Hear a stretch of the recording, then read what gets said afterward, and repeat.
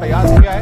Of the Delhi-Mumbai Expressway today, Prime Minister Narendra Modi will inaugurate Delhi-Mumbai Expressway. Expressway खूबियों से भरा हुआ है और जब हम इंफ्रास्ट्रक्चर की बात करते हैं तो अधिकतर लोगों के मन में पहली तस्वीर सड़कों या फ्लाईओवर की हो जाती है।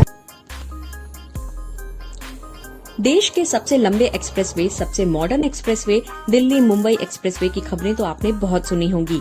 न्यूज चैनल से लेकर नेताओं के बयान में भी इसकी खूब चर्चा हुई है। इस पर यूट्यूब चैनल्स, ट्रैवलर्स और ब्लॉगर्स के वीडियोस भी बहुत देखे होंगे।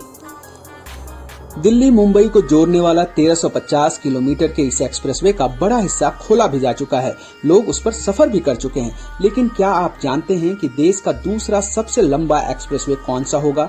ये देश के किन दो शहरों के बीच बनाया जा रहा है? इसके बनने की शुरुआत कब हुई और ये पूरा कब होगा? द ड्राफ्ट में आज हम आपको दिल्ली मुंबई एक्सप्रेसवे नहीं बल्कि देश के दूसरे सबसे लंबे एक्सप्रेसवे की कहानी बताएंगे। एक ऐसा एक्सप्रेसवे जिसके बारे में कहा जाता है कि इसकी प्लानिंग से लेकर बनने तक में सबसे कम समय लग रहा है और आने वाले दिनों में ये देश का सबसे ज्यादा बिजनेस बढ़ाने वाला एक्सप्रेसवे साबित हो सकता है। हम बात कर रहे हैं 1271 किलोमीटर लंबे एक्सेस कंट्रोल एक्सप्रेसवे की, जो गुजरात के सूरत से तमिलनाडु के चेन्नई के बीच बनाया जा रहा है, यानी सूरत चेन्नई एक्सप्रेसवे।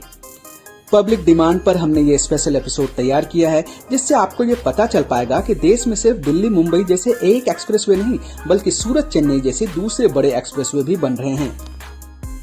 द ड्राफ्ट में हम आपको देश में विकास के नए नए कामों के बारे में बताते हैं। हमारी कोशिश होती है कि देश में जो भी काम हो रहा है उसकी डीप डिटेल आपको बताई जाए। इसलिए अगर आपको हमारी रिपोर्ट अच्छी लगती है तो हमारे चैनल को सब्सक्राइब करें और दोस्तों को भी ऐसा करने के लिए कहें। अब वीडियो पर आते हैं जिसे हमने 4 हिस्सों में बांटा है। सबसे पहले हम आपको सूरत चेन्नई एक्सप्रेसवे की जानकारी देंगे। इसके बाद हम आपको बताएंगे कि इस एक्सप्रेसवे का कंस्ट्रक्शन अपडेट क्या है। फिर आपको ये बताएंगे कि इसके बनने की प्लानिंग कब और कैसे हुई। अंत में आपको ये भी समझाएंगे कि सूरत चेन्नई एक्सप्रेसवे के बनने से क्या बदल जाएगा, भारत की ग्रोथ में इसका कितना बड़ा योगदान होने वाला है। देश के पश्चिमी राज्य गुजरात में सूरत से दक्षिण भारत में तमिलनाडु के चेन्नई के बीच एक एक्सप्रेसवे बन रहा है। 1271 किलोमीटर लंबा ये एक्सप्रेसवे 4 से 6 लेन का होगा, जो देश के 6 राज्यों से होकर गुजर रहा है। ये गुजरात से शुरू होकर महाराष्ट्र, कर्नाटक, तेलंगाना, आंध्र प्रदेश और तमिलनाडु तक जा रहा है। अगर रूट अलाइनमेंट की बात करें तो ये एक्सप्रेसवे सूरत से शुरू होकर नासिक, अहमदनगर, सोलापुर, कुर्नूल, कडप्पा और तिरुपति होते हुए चेन्नई में खत्म होगा।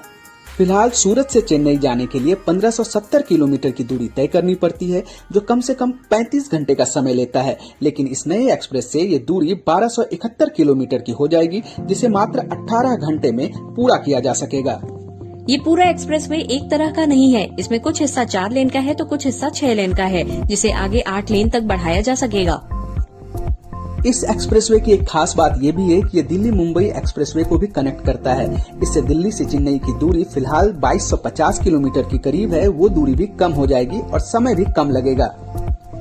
इस एक्सप्रेसवे को बनाने में करीब 45,000 करोड़ रुपए का खर्च आने वाला है। स्पीड लिमिट 120 किलोमीटर प्रति घंटा तय की गई है, यानी अगर आप सूरत से चेन्नई तक बिना रुके गाड़ी चलाते हैं तो 11 घंटे में पहुंच जाएंगे और अगर ब्रेक लेते हुए चलेंगे तो भी 18 घंटे से ज्यादा समय नहीं लगेगा।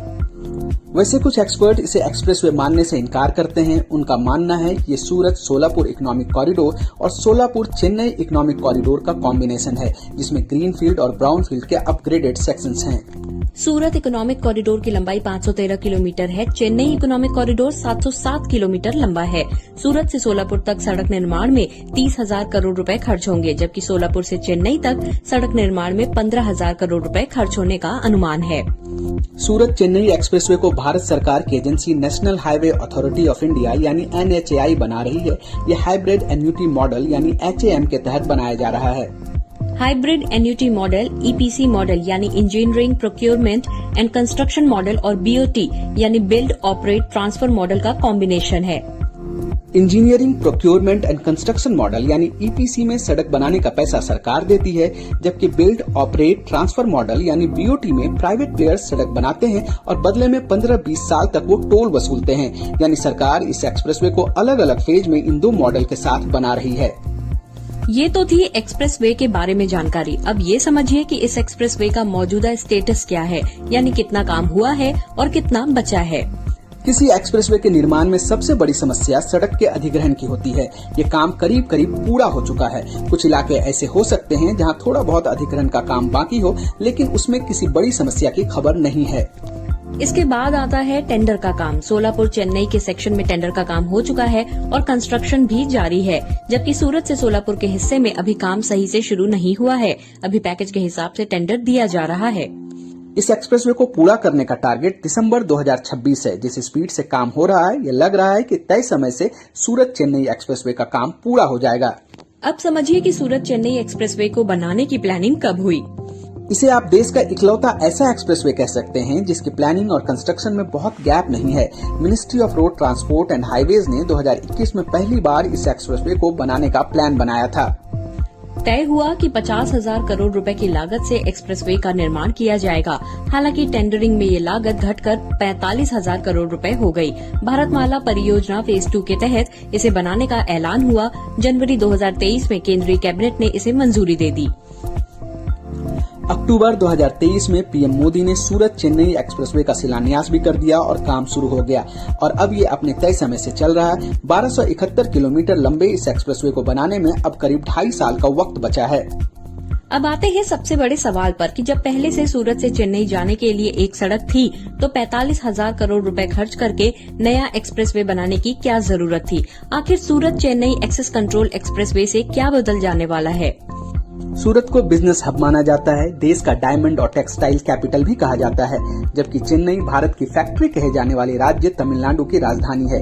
इतना ही नहीं, सूरत के बारे में रिपोर्ट ये है कि 2019 से 2035 तक दुनिया में सबसे तेजी से ग्रोथ करने वाली सिटी साबित होने वाली है, जबकि चेन्नई टेक्नोलॉजी, हेल्थ केयर और लिविंग स्टैंडर्ड के मामले में दुनिया के कई शहरों से बहुत बेहतर है। ऐसे में इन दोनों बिजनेस हब के डायरेक्ट कनेक्टिविटी से इकोनॉमिक ग्रोथ बढ़ना तय है।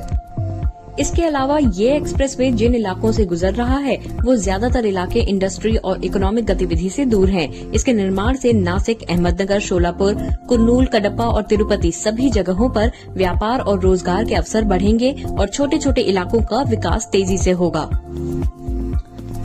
इसके अलावा ये कॉरिडोर पर्यटन के लिए भी वरदान साबित हो सकता है। इसकी बड़ी वजह यह है कि ये एक्सप्रेसवे आंध्र प्रदेश के वेस्टर्न पार्ट्स, सेंट्रल महाराष्ट्र और कर्नाटक के अलावा वेस्टर्न घाट से भी होकर गुजरता है, जिससे इन्हें पर्यटन स्थल के रूप में विकसित करने की अपार संभावना बनती है। तो अब सिर्फ दिल्ली मुंबई एक्सप्रेसवे ही नहीं बल्कि वर्ल्ड क्लास सूरत चेन्नई एक्सप्रेसवे भी भारत के ग्रोथ का इंजन साबित होने वाला है।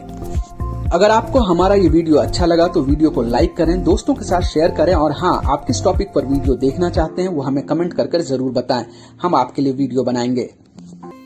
और हाँ, अगर आप हमें आर्थिक रूप से मदद करना चाहते हैं तो सुपर थैंक्स, फोन पे, गूगल पे, पेटीएम या फिर UPI से कर सकते हैं।